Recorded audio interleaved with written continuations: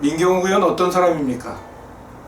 대통령의 해외 순방을 철렵질이라고 막말하고, 또 문재인 대통령이 모친상을 당했을 때 폐륜적인 발언을 해서 전 국민적 분노를 샀던 사람이죠. 제가 SNS에 민경욱 의원을 비판하는 글을 올렸더니 실검 4위까지 올라갔습니다. 또 민경욱 의원의 폐륜적 발언을 비판하는 제 유튜브 영상은 30만 명 가까운 분들이 조회를 하신 걸 보면 민경욱 의원에 대해서 우리 국민들이 어떤 생각을 가지고 계신가 하는 것을 잘 알 수 있습니다. 그랬던 민경욱 의원이 마지막까지 추태를 부리고 있습니다. 선거에서 패배하자마자 4.15 총선은 총체적으로 부정선거다. 우선 첫 번째로 사전선거가 조작됐다는 주장을 폈습니다. 이것이 설득력을 못 얻으니까 그 다음에 구리시에서 도둑맞은 투표용지를 가져다 흔들면서 사전투표용지가 유출됐다는 터무니없는 거짓말로 해서 이제 검찰 수사까지 받을 처지에 놓여 있습니다. 그랬던 민경욱 의원이 더 기상천외한 주장을 내놨습니다. 전자개표기라고 하죠. 투표용지 분류기인데 그 전자개표기에 통신장치가 달려 있어서 그것을 누군가 중앙에서 조작했다는 것입니다. 참 기가 막힌 발상이라고 할 수 있습니다. 4차 산업혁명 시대에 맞는 그런 주장일까요? 기자들도 황당해서 물어봤습니다. 아니, 이 전자개표기는 그 이전에도 계속 사용하던 건데 그럼 그 이전에도 부정선거가 있었다고 생각하느냐? 답하지 못했습니다. 그리고 이번 그 주장은 선관위에 확인도 안 했다는 걸 본인 스스로 실토했어요. 한번 생각을 해보십시오. 민경욱 의원 선거구에만 선관위가 유독 그런 장치를 설치해서 민경욱 의원을 낙선시키려고 했을까요? 자기를 너무 과대평가하는 거 아닙니까? 아니면 전국적으로 그런 통신장치가 설치돼서 개표 전반을 다 조작했다는 얘기일까요? 말도 안 되는 얘기죠. 전 사회가 동원이 돼서 선관위 전체가 다 동원이 되고 개표 종사원 전체가 다 부정선거에 참여했다는, 그리고 사실 자기들 개표 참관인도 거기 분명히 있었습니다. 그런데도 이런 주장을 한다는 것은 정말 터무니없는 일이라고 말씀드릴 수밖에 없습니다. 20대 총선에서 부평갑의 문병호 후보가 26표 차이로 패배해서 재검표를 했는데 재검표를 해보니까 23표 차이였어요.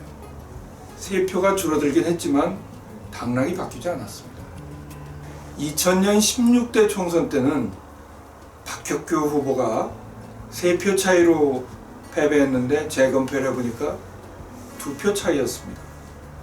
1표 차이가 났지만 결국 승패를 뒤바꾸지 못했죠.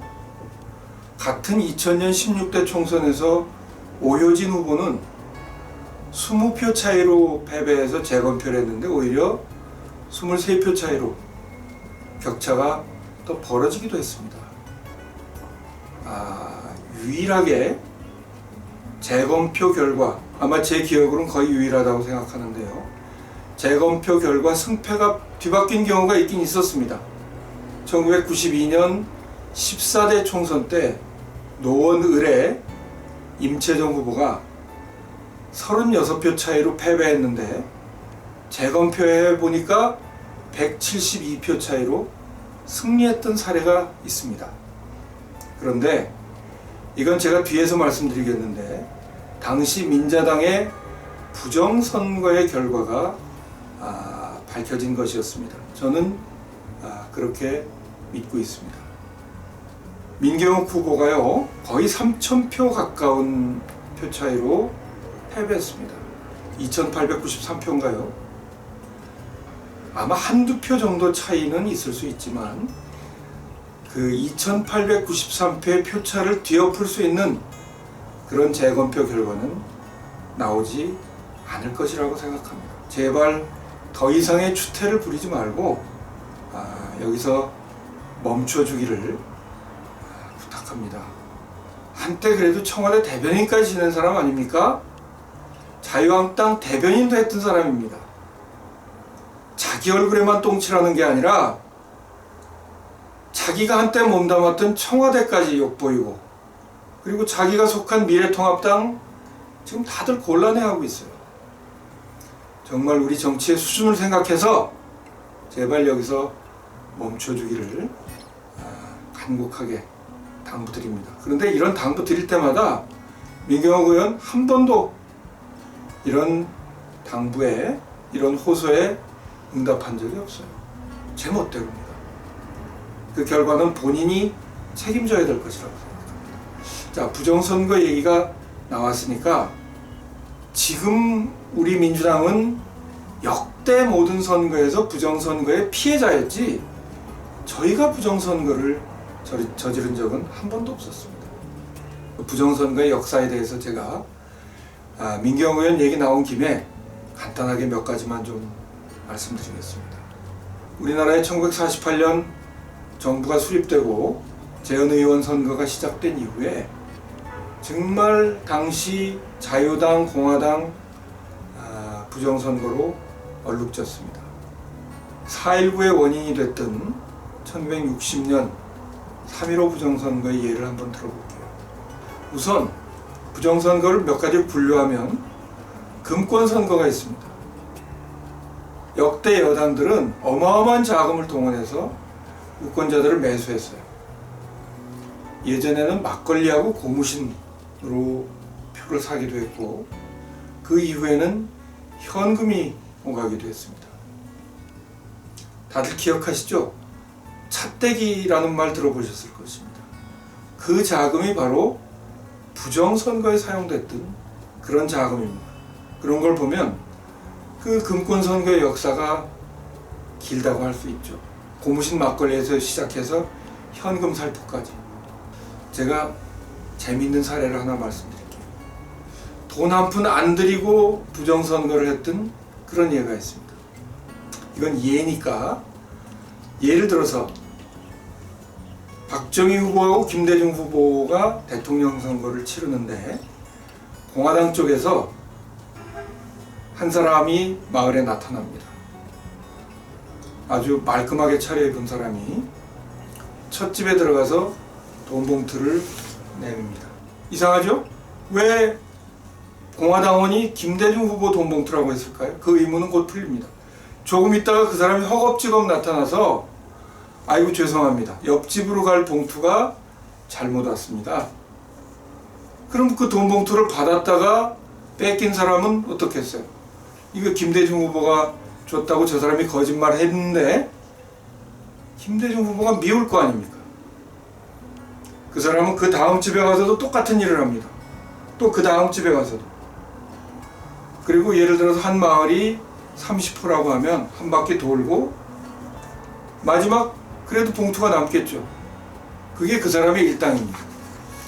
그래서 직접 돈 봉투를 준 경우도 있었고, 지금처럼 아주 기상천외한 방법으로 상대 후보를 욕보여서 결과적으로 자기 후보를 찍게 하는 이런 일들까지도, 이게 실제로 있었던 사례였습니다. 금권선거 못지않게 심각했던 것이 관권선거입니다. 이승만 대통령 시절의 자유당 정권은 훨씬 더 무식하고 노골적이었어요. 우선 3.15 부정선거 때 실제로 있었던 우선 투표 부정서부터 좀 살펴보면요. 야당 참관인들을 투표소에서 다 쫓아내버립니다. 야당 참관인이 없으니까 그때는 선거 관리하는 사람들이나 아니면 자유당 참관인들만 남아있겠죠. 그런 상태에서 유권자들을 3명씩 조를 짜서 들여보냅니다. 그래서 이승만 대통령을 찍게 하고 그걸 그 3명이 서로 확인하고 집어넣고, 이런 식으로 했어요. 이 비밀 투표가 아닌 거죠. 공개 투표인 거죠. 실제로 이런 식으로 공개 투표를 했습니다. 근데 이런 공개 투표는 이승만 정권 때만 있었던 것이 아닙니다. 박정희 정권 때도 있었고 1992년 14대 선거 때 이지문 중위라는 이름을 기억하실지 모르겠는데 이지문 중위가 양심선언을 했습니다. 그게 무슨 내용이었냐면 일반 사병들 투표를 하는데 상관들이 다 확인을 합니다. 민자당 후보를 찍었는지. 그래서 당시에 고려대학교를 다니다가 학사장교로 중위로 복무하고 있던 이지문 중위가 양심선언을 했던 사건입니다. 1992년까지도 버젓이 공개투표가 저질러졌다는 움직일 수 없는 증거가 바로 이지문 중위의 양심선언이었던 거죠. 자, 다시 돌아가겠습니다. 3.15 부정선거 때 또 어떤 일이 있었냐. 투표함에 미리 이승만 대통령을 기표한 투표용지를 미리 넣어놓는 겁니다. 그 다음에 아무리 투표를 해도 나중에 개표할 땐 이승만 표가 많이 나올 수밖에 없죠. 정말 코미디 같은 일이 있었는데, 예를 들어서 어떤 마을의 유권자가 400명이다. 근데 나중에 투표함을 열어보니까 투표용지가 450장이 나왔던 그런 코미디 같은 일도 있었어요. 사전에 너무 많이 집어넣은 거죠. 이런 일들이 실제로 이승만 정권 때, 박정희 정권, 그리고 저는 87년 대통령 선거 때도 이런 일들이 있었지 않았을까. 지금도 그런 생각을 합니다. 뭐 구로구청 사건들 여러분 기억하실지 모르겠습니다. 투표 부정 못지않게 개표 부정이 판을 쳤습니다. 개표 부정에 여러 수법이 있었는데요. 샌드위치 표라는 게 있습니다. 제가 예를 한번 들어볼게요. 자, 이게 그러니까 가상의 투표용지입니다. 여기 보시면 이게 이제 100장 묶음, 원래 이제 당시에는 다 수개표였으니까 다 일일이 개표를 해서 100장 묶음씩 만들어서 계산하는 거죠. 근데 이것은 김대중 후보의 100장 뭉치입니다. 그런데 다 해놓고 갑자기 정전이 돼요. 뭐 그런 일이 비일비재했습니다. 그 사이에 이렇게 바꿔버립니다. 바뀌었죠? 박정희 후보가 기표된 투표용지를 그 앞에 붙입니다. 그렇게 되면 이게 김대중 후보의 100표가 갑자기 박정희 후보의 100표로 계산되는 거죠. 그래서 앞뒤만 박정희 표로 했고 알맹이는 다 김대중 표다. 그래서 이걸 샌드위치 표라고 했습니다. 실제로 이런 수법이 너무 많이 쓰여져서 그 당시에는 개표 참관인들이 이걸 잡아내는 게 일이었다는 얘기도 있어요. 그래 놓고 잡히면 실수했다. 그런데 정말 그 당시만 해도 개표장이 공포 분위기가 있었기 때문에 야당 참관인들이 설사 있더라도 무서워서 그냥 넘어가는 경우가 많았다고 들었어요. 제가 아까 14대 총선 때 임채정 후보의 예를 한번 다시 한번 들어보겠습니다. 개표 결과 우리 민주당의 임채정 후보, 나중에 국회의장까지 하셨던 그 임채정 의장님이죠. 그리고 상대 후보는 김용채 후보였습니다. 근데 개표를 해보니까 임채정 후보가 36표 졌어요. 근데 나중에 개표를 하다 보니까 재검표를 했죠. 임채정 후보 100장 뭉치 하나가 김용채 후보 쪽으로 가 있었던 게 발견이 된 겁니다.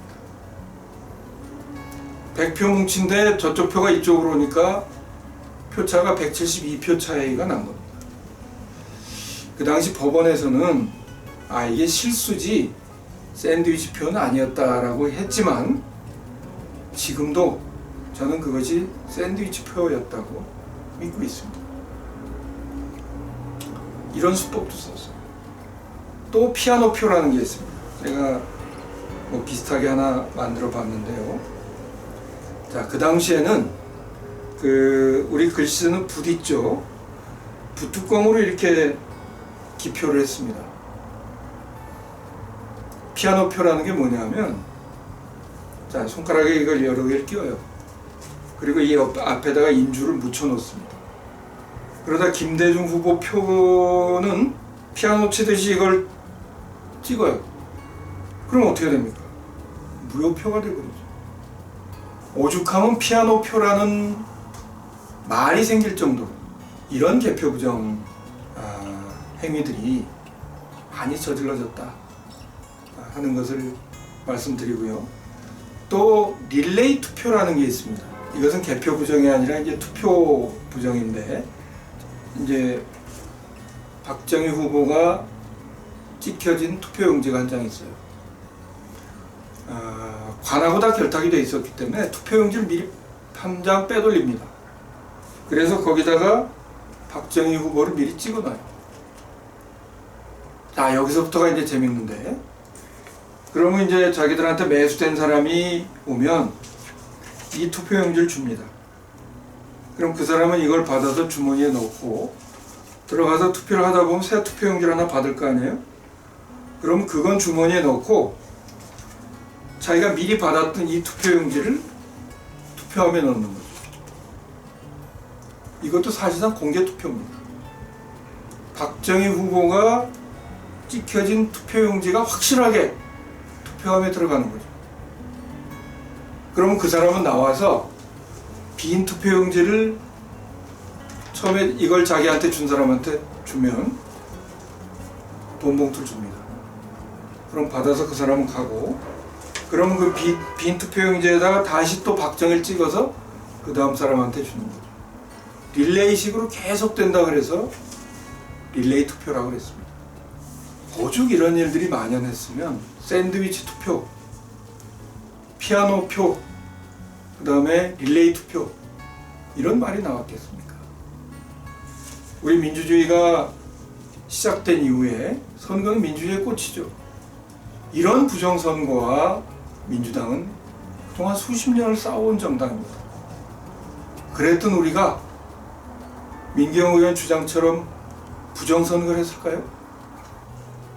김대중 대통령 시절, 노무현 대통령 시절 우리 쪽의 부정선거라는 게 한 번도 입증된 적이 없습니다. 근데 저 사람들은 그런 일들을 밥 먹듯이 해왔어요.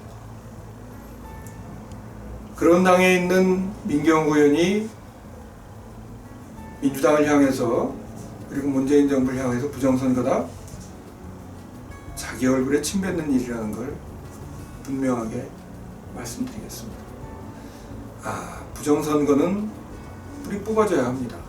그리고 저는 그렇게 생각합니다. 적어도 우리 김대중 대통령, 노무현 대통령 시절을 거치면서 우리나라의 조직적인 부정선거는 없어졌습니다. 그것이 우리 민주주의가 발전해온 성과였다고 생각합니다. 민경호 의원의 부정선거 얘기를 하다 보니까 과거 부정선거 역사까지 살펴봤는데, 다시 한번 말씀드리지만 민경호 의원 여기서 그만합시다. 그리고 이제 좀 편히 쉬세요. 그게 제가 드리고 싶은 말씀입니다.